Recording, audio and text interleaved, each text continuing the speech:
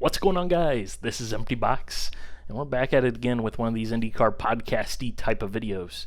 Should probably actually make this like an actual podcast, but I don't know anything about that, so yeah, leave a comment. But no video or anything today because the video that they gave us was like 35 seconds long, and it's just not worth downloading and all that. And you just go watch it on their place, give them the view, give them a thumbs up if you like it, give them a thumbs down if they don't like it. Do all that good stuff. That's for them. I'm just a guy with an opinion. But so anyways, we're going to be talking about the 2018 IndyCar bodywork. They unveiled the Super Speedway oval package today. They're going to be testing it here, I believe, actually tomorrow. And then, of course, the road course will come a little bit later. I think the schedule is after the Mid-Ohio race, so still a couple of weeks away for that. But then the next 18 months of IndyCar, because it is a huge time for the series that is really going to determine the fate going forward. In particular, will we ever see multiple constructors in the series again? That question is going to be answered in 18 months, whether or not people actually realize it. So let's start with the bodywork. First of all, this is not a new car. There seems to be some confusion, I think, perhaps from people who really haven't followed this, and they're just kind of seeing like, oh, hey, there's a new Indy car. It's not a new car. It's still the same car, still the same Dallara DW12 in terms of the tub and the chassis and all that stuff. What is new is the aerodynamics, the bodyworks, as well as, I think, really the aerodynamic philosophy as it relates. And I think that's actually a really big thing that has a bigger effect than just IndyCar in 2018. Because I think if you're a fan, you're going to see something play out and you might not recognize it. But first of all, there's been two considerations for the 2018 bodywork, and that is it has to look better, it has to look good, and I think it looks fantastic considering what they had to work with. When I saw that picture that they released today of just the rear end of the oval super speedway trim, with that tiny little spoiler, no bumper pods, those are gone. The Kardashians are over and done with. They didn't do anything in the first place. But just seeing those big slicks out there, the wing, and it's just 2018 yet? Oh. It looks like a race car. Looks like a race car, not a go-kart with a bunch of winglets all over it. Yes. Finally. But it's good to see that the renderings that they had released previously basically look exactly like what the car actually looks like. Hopefully it'll survive testing and they won't have to make massive changes to it, because obviously things will have to change. Actual things happen on track and all that. But but I think they've done a very good job, and I think the response has been very positive in terms of the looks of the car, which has been a main concern. Now the other thing is raceability. The second main design premise for the 2018 Aero is better racing. And to do that, they're really focusing on generating the downforce underneath the car through the ground effect tunnels, through the underwing, to make that downforce rather than having so much of it on the top side through things like the front wing, rear wing, and all the winglets and everything like that. They say that this should result in much better racing because cars will be able to follow closer, because the underwing is in their testing and their experience less susceptible to the dirty air turbulence from cars in front. I think this is one of those things where it sounds relatively minor, like, oh, that's only an IndyCar thing, you don't need to worry about that. But with the way Europe basically abandoned ground effects in the early 80s through Formula One, and the way things were mishandled there, as well as what was possible to be done in the early 80s with aerodynamics and the understanding that they had then, I do think IndyCar has a very good opportunity here to showcase that, hey, yeah, you can generate a lot of downforce underneath the car, and the cars will go still just as quick, and you'll actually be able to follow one another and actually race one another. And when you look at Formula One with what they did for 2017 and making the cars, all the downforce that they want, bigger tires and all this stuff, and super fast, well, it has a detriment on the racing because those cars aren't designed to be able to follow closely. This is a rare chance where we're seeing a pretty significant redesign, re-philosophy, I guess I could say, of what they're doing with the car, not to make it go faster per se, but to go just as fast, but really improve the quality of the racing. And if they can do that, I think they would really have something special and really show that, hey, you know what, we're to the point where The only thing that's limiting car speed is just arbitrary limits, the rules that we in place just because we need rules. For example, Formula One cars could go much quicker. It's just the rules that they impose. At Indianapolis, it'd be pretty much arbitrary at this point to turn the cars loose, crank the boost up to 12,000 basically, and run 240 mile an hour laps. Like, the technology is there, the cars would be capable of doing it. It wouldn't be difficult. It's just arbitrary limits that we have imposed. So maybe we need to look at things in a different fashion. And I think that is kind of one of the things that very well could start next year with the 2018 Aero. Ground effects for the win. But then there is the hugeness of the next 18 months of IndyCar. I think these are really the most important years since the mid-90s in terms of determining the future of the series and what direction it is going to go. I think this is even bigger than the merger. I think this is very much where will the series be in 10, 15 years will be determined in 18 months from now, more or less. Because at that point, if you want multiple constructors, if you're someone hoping for multiple constructors, you have to hope it happens for 2020, 2021, which is when the next chassis should be coming into IndyCar, what they've said. Because at that point, if it doesn't happen, then you have to wonder, well, then at that point you get to the next chassis after that. Who's actually going to build that car? Because how many people are going to have experience actually building Indy cars?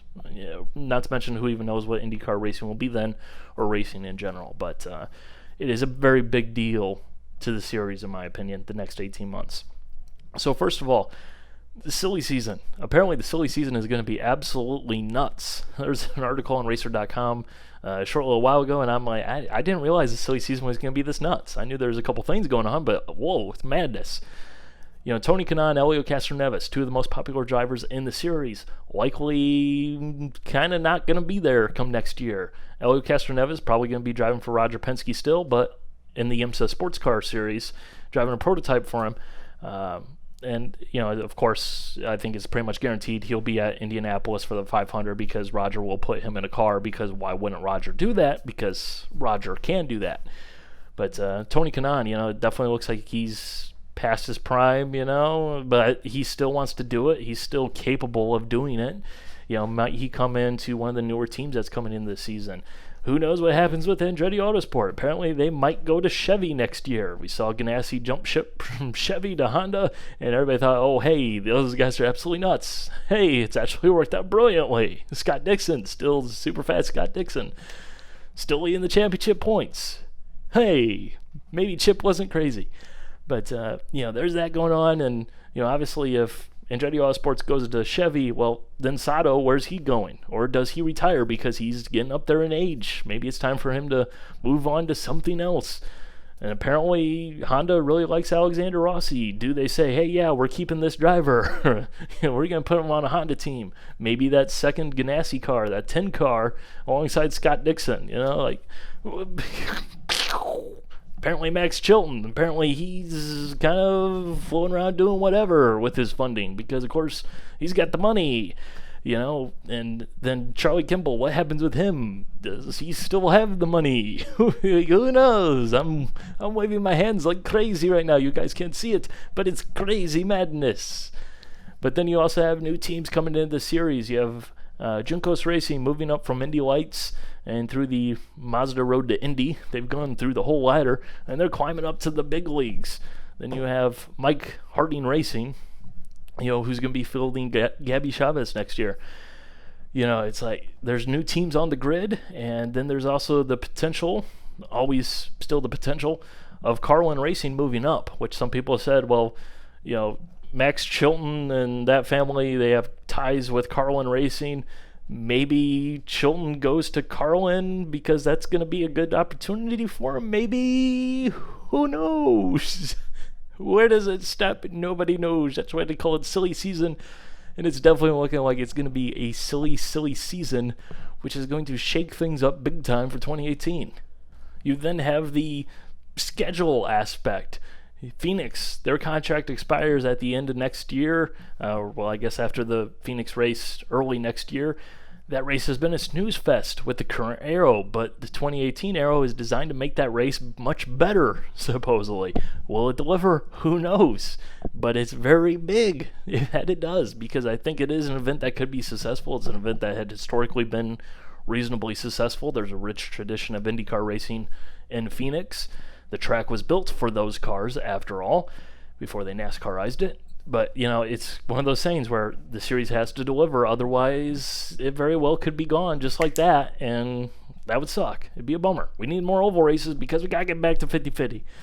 But there's that. I believe Iowa, their contract is coming up. I don't know what's going to happen there, especially if they get these stupid dates, which are not helping attendance at all. And oh yeah, NASCAR. NASCAR also has a say in that one.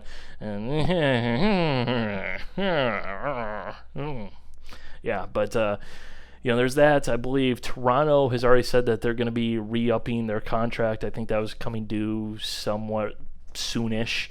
Long Beach, that's the second biggest race on the calendar for Indy cars. Even if it's not necessarily the best race, it's a big event and it's a successful event, and it's got a rich tradition all of its own.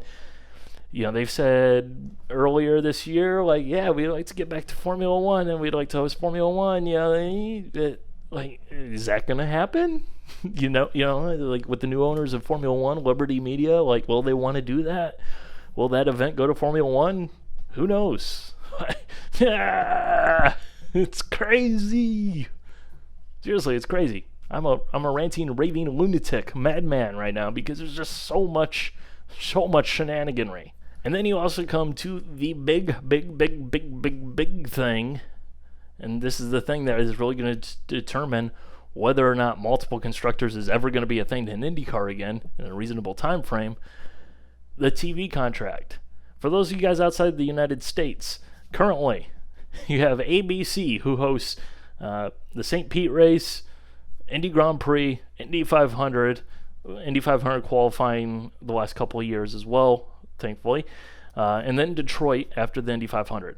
But the Indy 500 is the only race that matters to them. They pretend that the rest of the schedule does not exist, even their own races. Like, it's just the Indy 500. And it is definitely the most important race of the calendar by a mile and a half, but to continuously totally ignore the series outside one event, like, the series is never going to grow, and therefore that event actually isn't going to grow because you have to build the whole thing to make it all better. And then all the other races are on NBC Sports, which NBC Sports didn't even actually have the contract. That was a previous contract that they inherited when they took over the network that had the IndyCar contract that nobody ever watched. It's like, do they actually want it? And they're going to make do with it. Now with them having NASCAR, where's IndyCar going to be? I do think there's a good chance of that staying put because it does seem like NBC Sports, like, they want to be a motorsports channel as well. They have NASCAR, IndyCar, and Formula One currently. It very well could stay that way. But what happens to the Indy 500? Because the Indy 500 has always been ABC. That's always been their thing for a very long time. It is something that has been locked and loaded for so very long. But will this finally be the time where, somewhere at Indianapolis Motor Speedway, someone says, you know what? We can't do it. We can't go with these guys. Fingers crossed that someone has the cojones to go ahead and say, you know what? We're going with someone else. Just please. If only so that way we don't have to hear Eddie Cheever ever again. Please. Please do it. But, it's going to be huge because it is one of those things where it does have to be worth it to the TV guys because that is how the series is going to make their money. And that money being made means more prize money, which means that more people are going to be interested in running. There's a bigger pie, so more people are going to be taking from that pie, getting their slices. And that's where the money is going to come in. And then with viewership comes the sponsors. You build it up, you make it better, and hopefully eventually we can get back to multiple constructors.